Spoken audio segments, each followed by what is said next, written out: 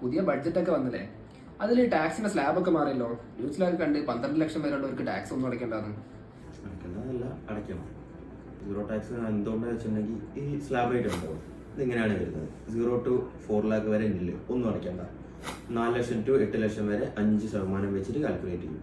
8 to 12 വരെ 10% വെച്ച് calculate ചെയ്യും.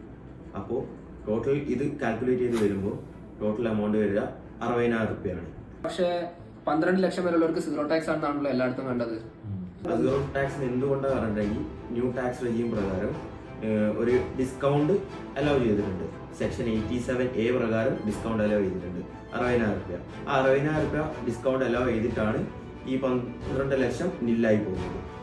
അപ്പൊ എന്റെ സാലറി 12,10,000 ആണെങ്കിലോ? 12,10,000 ആകുമ്പോൾ നേരത്തെ പറഞ്ഞ ഈ സെക്ഷൻ 87A അപ്ലിക്കബിൾ ആവില്ല, ഡിസ്കൗണ്ട് ഉണ്ടാവില്ല. അതിന്റെ പകരം വേറെ ഒരു ഇതാണ് വരിക, മാർജിനൽ റിലീഫ് എന്ന് പറഞ്ഞിട്ടുള്ള ഒരു ഇതാണ് വരിക. മാർജിനൽ റിലീഫ് എന്ന് പറഞ്ഞിട്ടുണ്ടെങ്കിൽ ആസ് പെർ ഈ സ്ലാബ് റേറ്റ് 12,10,000 മേലെ കാൽക്കുലേറ്റ് ചെയ്ത് വരുമ്പോൾ 61,500 ആണ് ഒരാൾക്ക് അടയ്ക്കേണ്ടത്.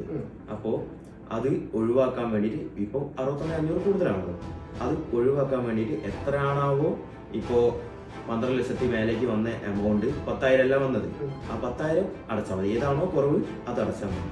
അപ്പൊ എന്റെ സാലറി 13 ലക്ഷം ആണെങ്കിലോ? 13 ലക്ഷം ആണെങ്കിൽ എന്തായാലും ടാക്സ് അടയ്ക്കണം.